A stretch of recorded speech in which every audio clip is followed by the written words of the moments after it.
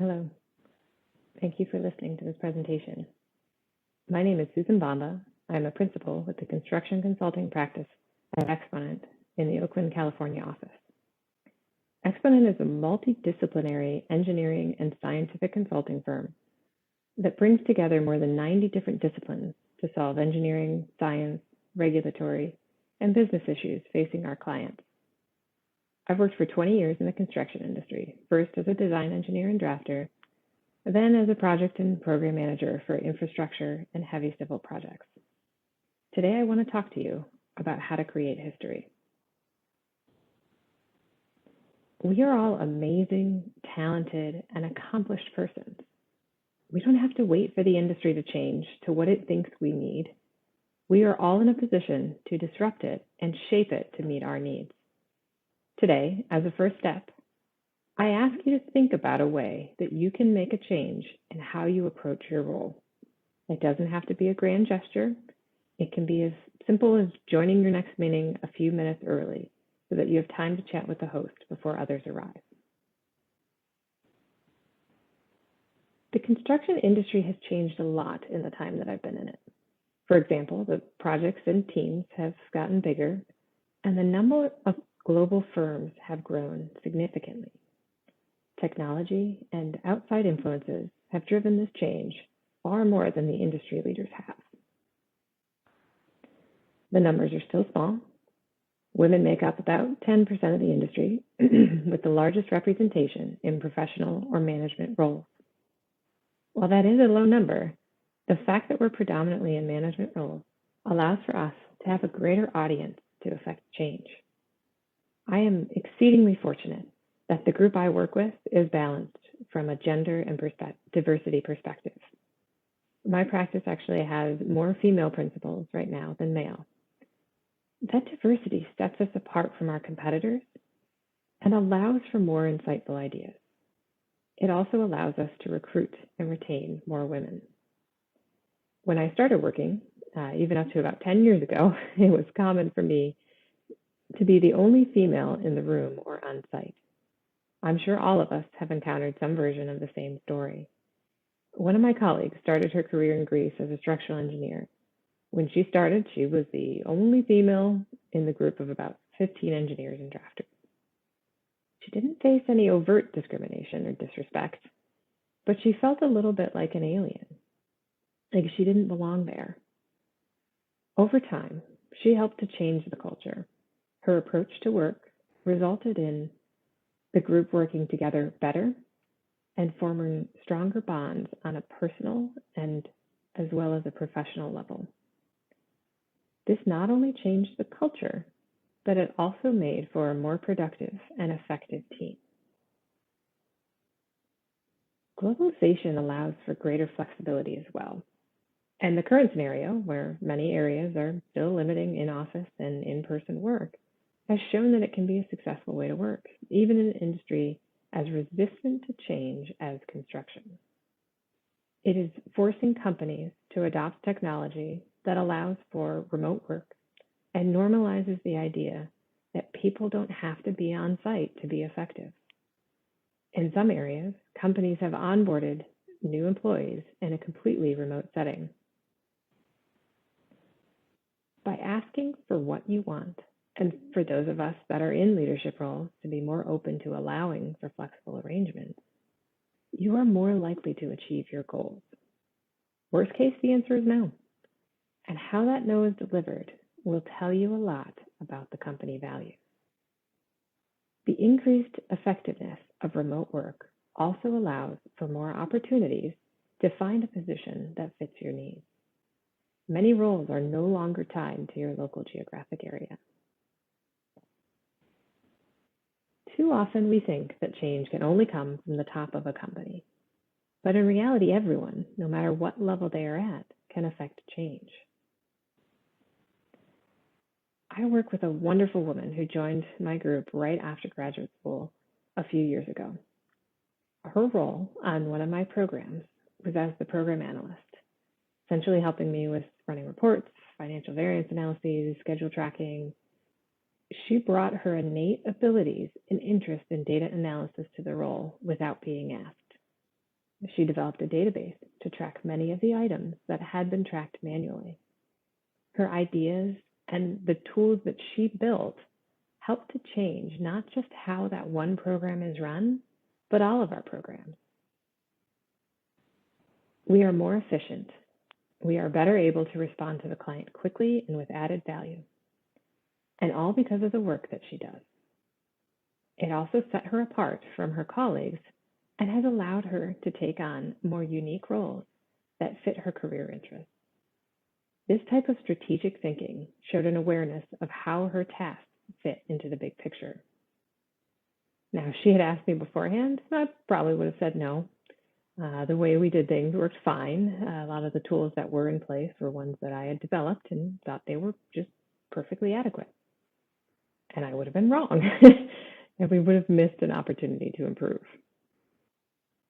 Being a manager isn't the only way to make a difference, although it may give you a bigger audience for your ideas.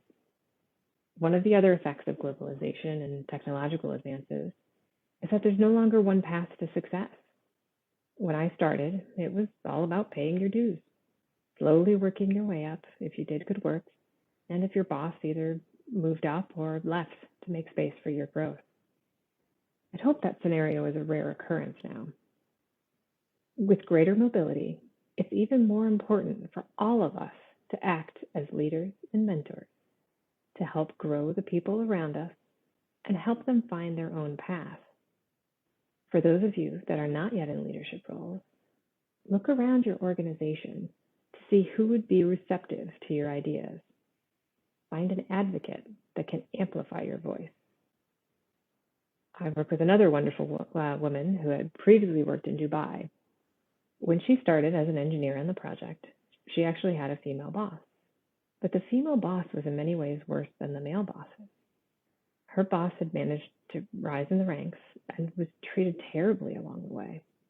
She was disrespected, undervalued, couldn't speak for herself. But when she got to the manager level, instead of changing the culture, the boss treated the people under her the same way that she had been treated. My colleague did not like working for her, as anyone would, but she did not fight or argue. She remained level-headed and patient, and she did her job as well as she could.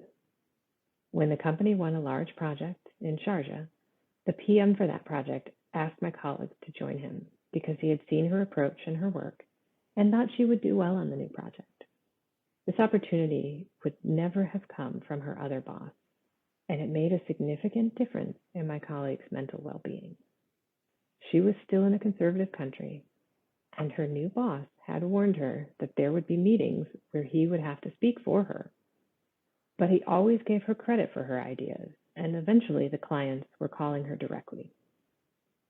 He saw her potential and acted as an advocate for her.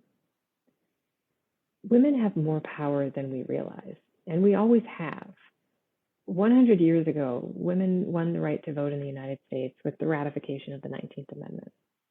A Tennessee legislator who was expected to vote against it ultimately cast the deciding vote. He voted for the amendment because his mother sent him a letter urging him to support it. Examples like this have always been there throughout history. Luckily now we can influence from our own positions instead of having to influence from behind the scenes. Most of us are in the construction industry because of the tangible nature of the work. We impact the world with our projects, but how we act each and every day can have just as much of an impact, albeit less visible. By showing up, not apologizing, not making excuses for essentially not being male enough, we will show our colleagues that we're not going anywhere. What makes each of us great at our job is our uniqueness. Men have it too. I'm not suggesting they don't. But so many of us have been told to behave a certain way, wear certain clothes, play by certain rules, when in reality the rules need to change. There are books and articles and philosophies on how to lean in, climb the ladder, shatter the glass ceiling. These examples are good to have out there, and we should celebrate and normalize the idea of women in leadership positions. but they can sometimes be viewed as a checklist that if you follow these 3 easy steps, you too will be the next CEO. The danger in thinking that way is that not everyone wants to be CEO, nor is there only one way to get there. We should celebrate our uniqueness and find ways to use that to our advantage. It's what brought you to where you are today. It's what will carry you and keep you grounded. No matter what adversity you face in your careers, everything that I've gone through, all the jerks I had to deal with, have helped shape how I approach my current job. Emotions always seem to come up when discussing women in the workplace. I'm a crier. It runs in my family. We cry a lot. Happy, sad, silly, angry, doesn't matter. Tears will come. With that comes passion and the drive to show others that normal doesn't exist and that emotions are not a weakness. I no longer apologize for crying, including to my VP and executives at my company. My emotions are what make me a good leader, and I want my team to see that. I want them to see diversity in their leadership so that they have the freedom to be their own person and bring their own ideas to the table. Every one of us, no matter what level we are at or what role we are in, will leave an impact on those around us each and every day. Take some time to think about what legacy you want to leave. It can be as simple as being remembered as the person who always treated people with respect. My colleague that worked in Dubai eventually moved to another company as a designer. The atmosphere was still conservative, and the group was not accustomed to hearing women's opinions. This extended to anyone, really, that wasn't of their class. So they treated the drafters very poorly because they didn't have the same education that they did. My colleague treated everyone with respect, no matter what role they were in. The drafters saw and appreciated it and would help her out whenever she needed it. The rest of the engineers couldn't understand why the drafters were always willing to help her, staying late, prioritizing her details and plans. By simply treating them as fellow human beings, she made an impact on that group.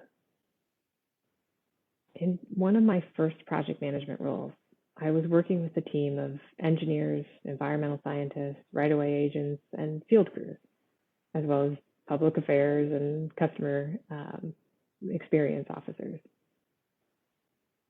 on a series of pipeline testing projects.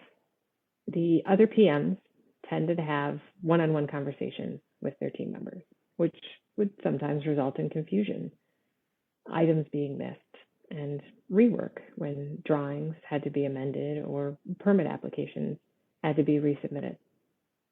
I took the approach of having regular team meetings, even if they were short, where each functional group could hear the other's concerns and issues.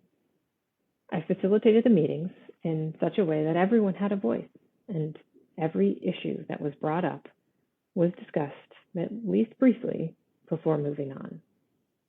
Now, this was a fast-paced environment, and though I had very high expectations of my team, they met the challenge and often requested to work with me over and over again. They knew I would listen to them and would treat them with respect. The legacy I want to leave in every job I have is to be someone who listens and helps the people around them to find their own path to success, whatever that may mean to them. Even if it takes them away from my team, my company, or even the construction industry in general, I want them to do what they feel comfortable doing and where they have their career go where they want to go. We are all amazing, talented, and accomplished persons. We don't have to wait for the industry to change to what it thinks we need. We are all in a position to disrupt it and shape it to meet our needs. Think about what differences you can make in your day-to-day work to align your job to your values. It can be small, such as not letting yourself be interrupted the next time you're speaking at a meeting.